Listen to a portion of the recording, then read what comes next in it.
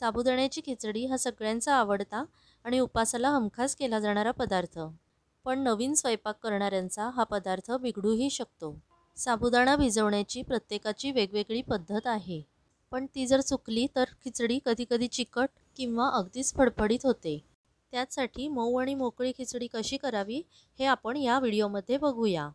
नमस्कार मंडळी, मी अनुजा. आजच्या आपल्या रेसिपीमध्ये तुम्हा सर्वांचे खूप खूप स्वागत. चला तर मग आपल्या रेसिपीला सुरुवात करूया. 1 वाटी साबुदाणा घेतला आहे. मापाने हा 150 ग्रॅम होईल. साबुदाणा पाण्यात स्वच्छ धुवून घेऊया.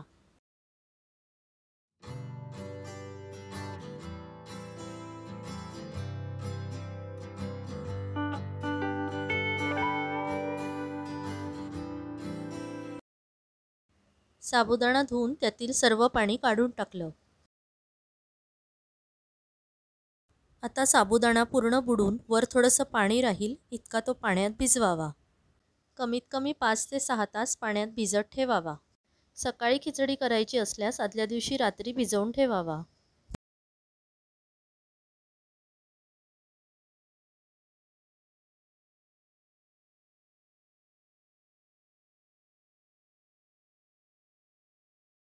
साबुदाणा व्यवस्थित भिजला आहे. आता आपण तो मोकळा करून घेऊया.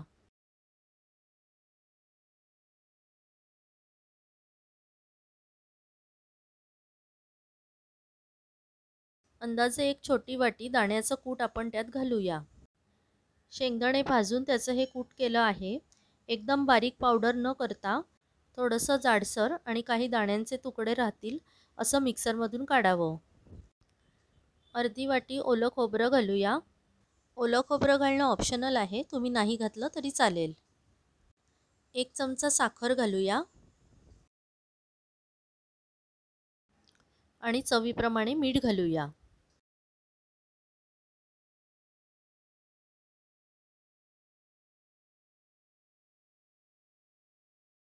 सर्व जिन्नस मिक्स करून घेऊया.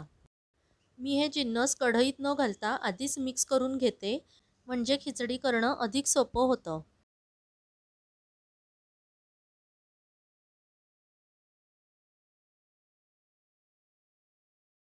आता खिचडी करण्यासाठी आपण कढई तापत ठेवूया. कढई तापली की त्यात 2 मोठे चमचे तूप घालूया.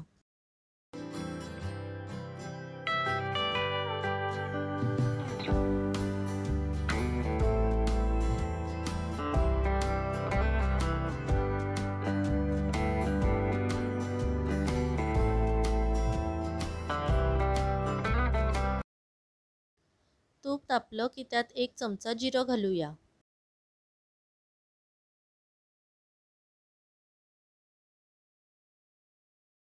एक किंवा 2 तुमच्या आवडीनुसार हिरव्या मिरच्यांचे तुकडे घालावे.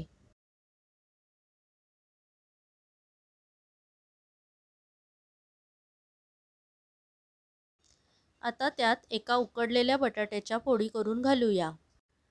उकडलेला बटाटा नसल्यास कच्च्या बटाट्याच्या थोड्या बारीक फोडी करून जिरं टाकल्यावर मग कढईत झाकण ठेवून आधी शिजवून घ्याव्या.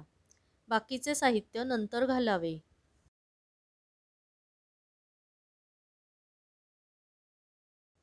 बटाट्याच्या फोडी थोडा वेळ परतून घ्याव्या, म्हणजे छान खमंग लागतात.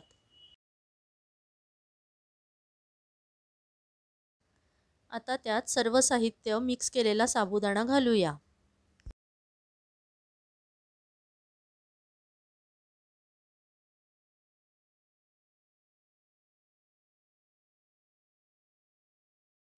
कढईत चांगले मिक्स करून सगळे एकजीव करून घेऊया. मित्रमैत्रिणींनो, तुम्ही चॅनलवर नवीन असाल किंवा चॅनल अजून सबस्क्राईब केलं नसेल तर प्लीज सबस्क्राईब करा. आणि ही रेसिपी आवडल्यास किंवा आणि कोणता पदार्थ मी करून दाखवावा असं तुम्हाला वाटत असल्यास मला कमेंटमध्ये नक्की कळवा. सगळे चांगले मिक्स झाल्यावर त्यावर 2 मिनिटं झाकण ठेवून चांगली वाफ येऊ द्यावी किंवा झाकण न ठेवताच मधून परतत राहावे.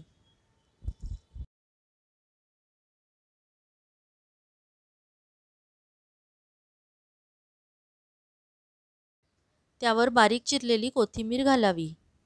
उपवासाला खात नसल्यास कोथिंबीर घालू नये. पुन्हा एकदा चांगले परतून घ्यावे.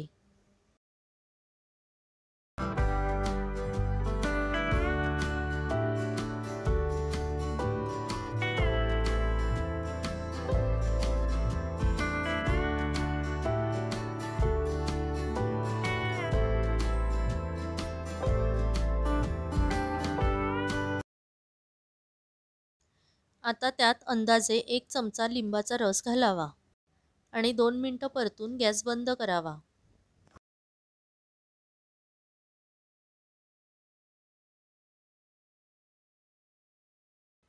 एकदम मऊ आणि मोकळी अशी साबुदाण्याची खिचडी तयार झाली आहे. आता आपण ती प्लेटमध्ये सर्व करूया.